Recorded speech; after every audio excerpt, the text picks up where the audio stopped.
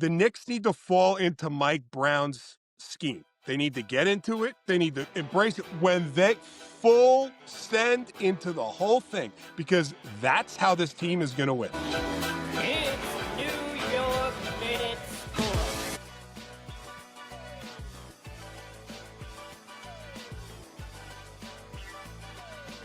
And the New York Knicks, it was a sloppy one. Through three, it was sloppy. I texted you and I was like, this game is a struggle to watch. And then it wound up being one of the most exciting finishes of the year. Yeah, I mean, the end was great. The beginning was not. And I mean, you know, it was like we were talking about via text. It's very sloppy. They're not moving the ball. When they start losing, they're just chucking up these shots. I mean, it's my biggest pet peeve. It's my white whale, as you call it. I cannot stand them rushing shots. They have all this talent on the floor, ability to spread the floor, and nobody wants to pass the ball. It's like, you know, but when they do start to do that, they're killing it. I mean, look at how they're doing. It seems to me that, and I had even messaged you this, and I know I'm going to beat this drum a little bit, and I think that they need to make a 1A, 1B kind of team on the New York Knicks, because they can't, it's either shit or get off the pot. It seems like they can't choose if they want to be a Brunson-led team or a Karl Anthony Towns-led team. And you know, it's kind of like in a relationship, man. Somebody's got to wear the pants in the relationship, or you guys are like clawing at each other for supremacy the whole time. And I have a feeling that happens a little between Cat and Brunson. I love the fucking behind the back one-handed pass last night to Cat for the slam, but it doesn't seem like they're on the same page, Pat. I agree with you 100%. That's what I don't think that it needs to be split. Now, I know you and I have had this disagreement before. I don't necessarily think that it has to be split or run through one person. Technically, it should be run through the point guard, who's Brunson. He should be facilitating everything, right? Yeah. But I know what you're saying, bringing the ball through Cat. Like he's kind of like an Allen Iverson point guard, where he's a scoring first, pass second kind of guy. And you're probably right about that. I mean, he can do all of those things, and he does all of those things exceptionally in spurts. Well. Yeah, it's in spurts though, and that seems to be like the theme of this whole team this year. If you look at it, I mean, they're hot and they're cold. I was there on Friday night. They look like a completely different team on Friday night against the Heat than they did against the Heat on Monday night. Well, you know what? And they opened up this game. Nobody could hit a shot. And I swear to God, the similarities between the New York Yankees and the New York Knicks is palpable. They are dog shit after they travel. I guess maybe they're taking the same Oregon Trail. You know, everyone got typhoid or dysentery on the Snake River on the way to Dallas last night. I mean, come on, dudes. You guys are literally hoisted upon people's shoulders and rose petals are thrown at you while you travel. I don't know what it is with this team. After a day off, they are diggity dog shit. So let me get this right. They're tired after back-to-backs, and they're sloppy after days off. So I don't know what to say, Pat. I mean, it's not a bad observation, Eric. And, you know, for me, what I want to see is when somebody's not shooting well, let's move the ball around. Let's do the pick and roll. Let's do the drive and dish, and let's get other people open. Let's try to create that, you know, cohesion that we're looking for. I really don't want to see these guys coming up and pulling up and missing 2, 3, 4 threes when they could have hit another pass. Maybe, you know, I get you got to keep shooting to get back into the rhythm. But, you know, last night, I mean, up until halftime, what did Deuce miss? 4 or 5 threes? Yeah, they had 60. I'm sorry to cut you off real quick, but just to add to it, they had 63s last night at one point, bro. Yeah, and they only made 15. They shot 25% last night. It was insanity. They shot 25%. And that's why these past 2 games have been so close. Yeah. Let's be honest with each other. If they make one play differently on Monday night, they beat the fucking Heat. If they make one more 3, they beat the Heat. And last night, if they hit half as many foul shots as they missed. Yeah. And that's Pat keeps just, and by the way, Pat's a little ahead of me on the broadcast because I'm running through Wi-Fi on my flat screen. So I get a text message from Pat. And whenever I hear, I'm like, Knicks Knicks missed another free throw. Knicks missed another free throw. So I got about 13 text messages, I think it was, overall from Pat. And I was like, I get it. But Pat's exactly right, dude. And you know what? This is what you get from New York Minute. You might say, it might be some guys saying, get off your lawn, but we know what winning basketball is. It's rebounding and free throws. It's as simple as that, folks. Defense. The Knicks had a 17-point swing between rebounds and free throws last night. Might even been a 23-point swing between rebounds and between free throws last night. And then the Knicks are sleepwalking their way to a win against the Mavericks. One thing that I did notice last night, we got to talk about Landry Shamet. It seems like this show, whoever's case we get on, just like Jazz Chisholm and the Yankees postgame show, they come out roses, bro. We were on Hart's ass, no Diddy, and he's been lights out. He's been literally the spark plug of the whole team. Then I'm like, yo, man, we need a Novak. We need a three-point shooter. Boom. Knicks lead the league in three-point attempts. They're third in 3 points made. Okay? The top three-point shooter on the New York Knicks is ranked 20th. His name is Jalen Brunson. You know who's 19th? DiVincenzo. So Brunson's literally putting out the production behind the arc of DiVincenzo. So that's a falsehood. I'm living in falsehoods of the Knicks and Landry Shamet, Linsanity. You can add that to the mix because this guy all of a sudden decided to turn back the clock and go to Linsanity. I hope Melo doesn't show up and get rid of him because he would just stand like a wooden Indian last year in the corner of the three-point arc and he would just do what Thibodeau asked of him. Dude, he's going and crashing the net. He's hitting threes. So I think the difference between last year and this year is with Thibs. If you missed a couple shots, you weren't doing well. Right out of the game, everybody back in. You know, Mike Brown's giving these guys the ability to move around and become the players that they should be. That's what his offense is, right? Yep. So like Shamet, Friday night he had 36 points. He only had 10 on Monday. You know. He had 9 last night, but he got them what they counted. He tied the ball game up twice last night. Exactly. And if you can have somebody, you don't have to have, the point I was going to make is you don't have to have the 36 points to be impactful, right? If you got to come up and you got to hit shots when we need shots. You know, it just aggravates me a little bit that this team is so talented and they just keep going back to that fucking one-on-one isolation stuff. I hate that. Well, that's why are you putting but that we talked about it last night too. Cat putting his head down and running to the basket. What the hell is he doing? He's not even seeing the floor. He gets the ball at the three-point line, puts his head down, steamroll the basket. Doesn't look for anybody. Now and they're double team. They're fucking collapsing on the guy. Why are you not passing the ball out? Why are we not looking for better shots? And not that he doesn't make some of those, because he does. And he probably made 3, 4, 5 of those last night. But it's not good basketball. I think I have an idea why they do that. It's because it's like establishing the run in football. You can't have a pass game unless you have the run game, right? So when you actually have to respect and you actually have to allocate defenders towards the key to stop Karl Anthony Towns, now you got the dish. Now you got Landry. Now you got Brunson. OG when he's healthy. All of those. Yabu Sealy. But he ain't dishing. No, I understand that. But when he does that, the guy's still, even if he's got his head down and he's not dishing, the one time he does dish, they're going to pay for it. So they have to respect him coming to the.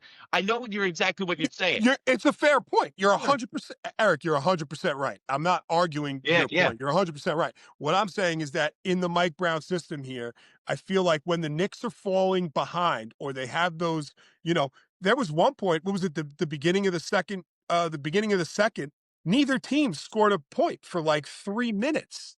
Nobody even scored a single point for 3 minutes. And it was like, what the fuck am I watching? Well, that's what happens when you're the Golden State Knicks this year. I go to my goddaughter's basketball game. It's the same shit as watching a bunch of that. You got to look, man, this is what I'm saying here. And it's the Knicks need to fall into Mike Brown's scheme. They need to get into it. They need to embrace it when they full send into the whole thing, because that's how this team is going to win.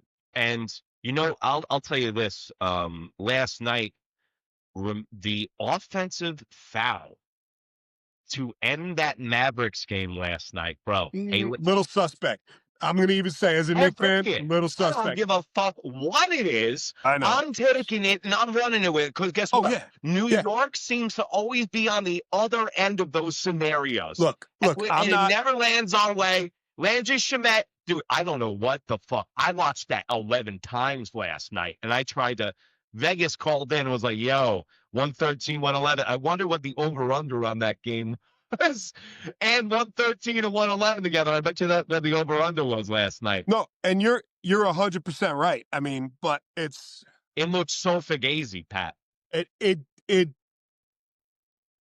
So no, go ahead. If you please. if you watch the play, which they showed you like 3 or 4 times after it was done, right? The guy, he bumps, right? Yeah. The guy from like to end. Okay. Yeah. No. I can see what you're talking about. Does he bump? Does he bump or do we bump? He initiates contact. He does. Technically, that first bump probably should have been a foul on the Knicks. Yeah, but when there's usually 11 seconds left in the game, the refs stand on their hands and let the boys play because you don't want to end the game. Listen, man, this ain't a complaint from a New York Knicks fan. I'm all good with last night. And first of all, it was one of the most exciting games last night. And you're talking about buying into systems. And I want to get to 2 things about the New York Knicks because there's been 2 big stories in the NBA as far as trade proposals with the New York Knicks because I think, just like I said to you, I think Leon Rose might be having the same idea here. It's because the fact that I think it's shit or get off the pot.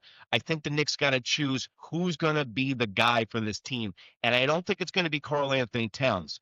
So I think the reason that you're seeing Anthony Davis's name and the Greek Freak's name mentioned is because he would fit the system better with Brunson in that system because they're not 2 ball-dominated guys.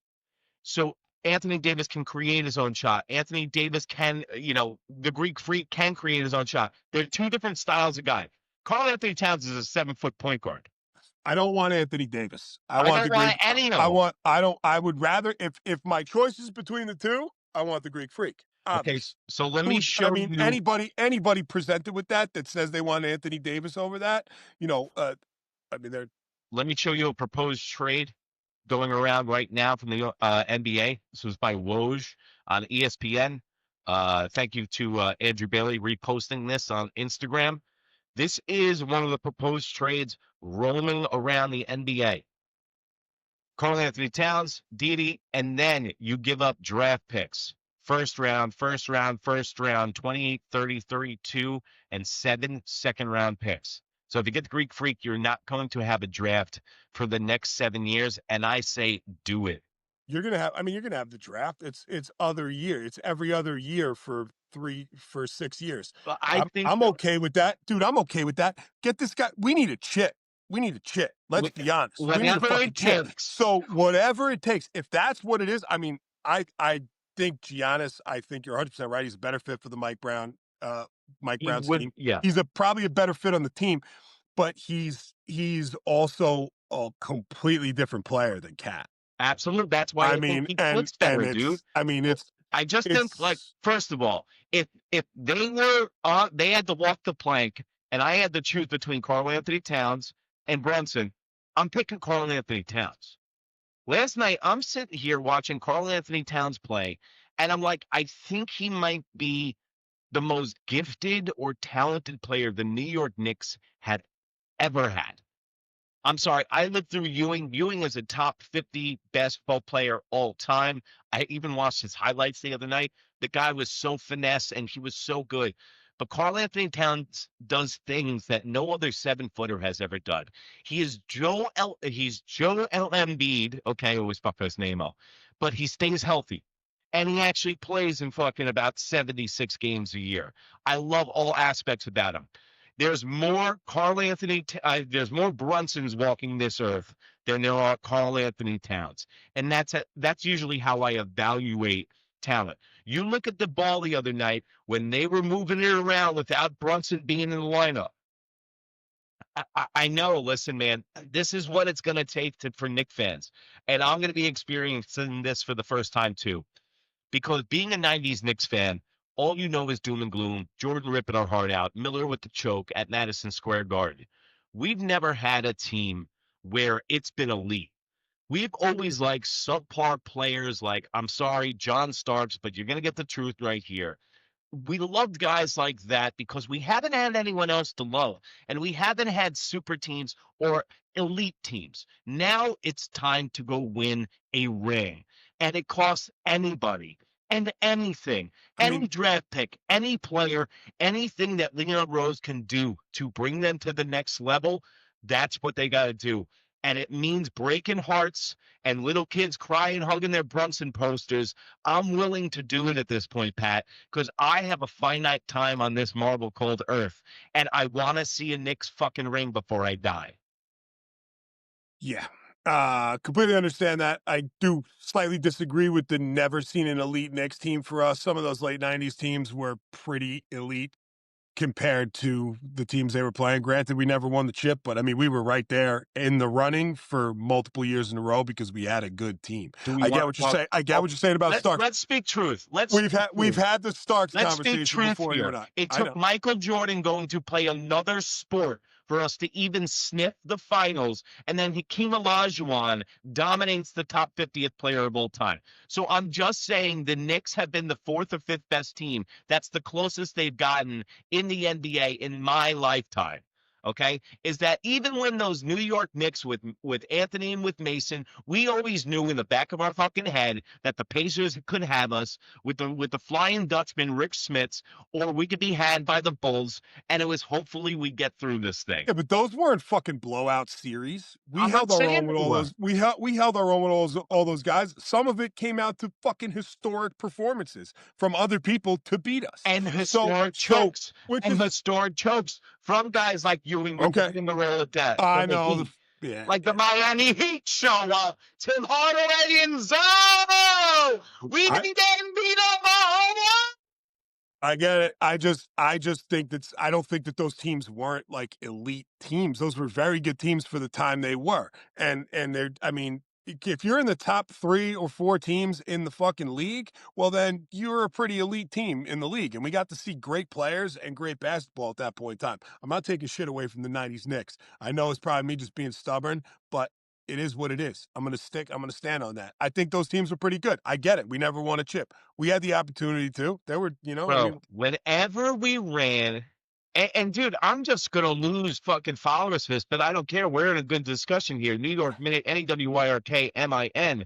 Bro, every time they got in front of another fucking team, they would fold like a cheap umbrella. The Houston Rockets, the San Antonio Spurs, the Chicago Bulls, the Indiana Pacers. The fucking list goes on and on. All we've done is lost. I'm not buddy with anybody. I don't want to be a pen pal with anyone. I don't care if they're fucking the Nova Knicks. I want Mike Brown to do what he can do for us, and that's win us a fucking championship. Agreed. What I've seen in the first quarter of this season is Mike Brown is an elite, excellent coach. Excellent. I have zero complaints from this guy. Dude, you and I are on the same page when it comes to this. Yeah, I'm not arguing with you on this. Right now, the Knicks need to do whatever they got to do. I don't think pushing Brunson out is the move. I got to be honest with you on that. I don't think that's the move. I don't think it is either, man. But I do think that the cat for somebody like a Greek Freak would be. It would be easier for the New York Knicks fans to digest if they were to move on from Karl Anthony Towns. If they were to move somebody like Brunson, which I'm not saying this is, and this isn't fake news, guys. I'm just you got to insert here.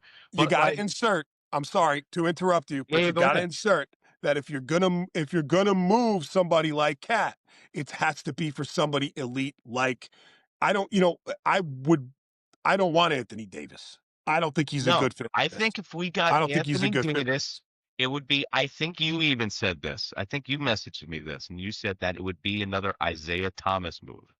because you know what? That is exactly what the old New York Knicks front office would go and do. And they would go, all right, now give me the Steve Francis's of the world. You know what I'm saying, bro? And they tried to That get better wasn't in me. with plug and play guys, but now we have something organic. This is going to take something, a little push over the edge, and I think that's what Leon Rose is doing. Real quick, we got Okay. next game Saturday in Orlando. The fucking Magic are no joke this year, okay? They're good, man. They're good. And then you got a game Monday against Brooklyn. So Saturday, me and Pat will be breaking that down either on Sunday. And then Monday will be with Mike on Pudgy Boy Sports. But before we end this show, Pat, I want to bring up a team to you that kind of makes me wake up in cold sweats in the middle of the night in the NBA, and they're from the East. Do you know who I'd be talking about? It's a 76ers? wild guess of an NBA team that keeps me up at night because they look really good. I don't know. There's a few teams that look really good right now. Detroit Pistons, Patrick. I mean, I'm not. Yes, okay, they look great. They've run I'm 11. a little worried. They've I'm a little run worried about other people 11 before I'm worried about them. 11 games in a row. I know. And this is what I'm talking about. This all ties it in. Is that the New York Knicks' biggest competition? You can write it down right now, folks. Thursday, November 20th. The Detroit Pistons, who played the New York Knicks tough last playoffs, looks like is one of the best teams in the NBA, and if not the best team in the East. So this is what I'm talking about. Leon Rose is coming down the pipe, and he sees that the New York Knicks are going to have to get more physical ASAP. So does that mean that the Clarksons of the world, the Yabusilis of the world, we don't know who's going to get moved, but somebody, this New York Knicks team is going to look different at the end of the year. And in fact, I don't know if it's going to be full-scale changes or if it's going to be minor tweaks, but the New York Knicks and Leon Rose are going to be hitting the phones and thinking about ways they can tweak this team, because right now, the way that they're constructed, I do not think they're physical enough to win a chip. Pat, I'll give you the floor to end it. That's completely fair, Eric. I think you made a great point. And you are 100% correct about the Pistons. I just don't think that they're going to keep this head of steam the entire year. If they do, I'll be wrong.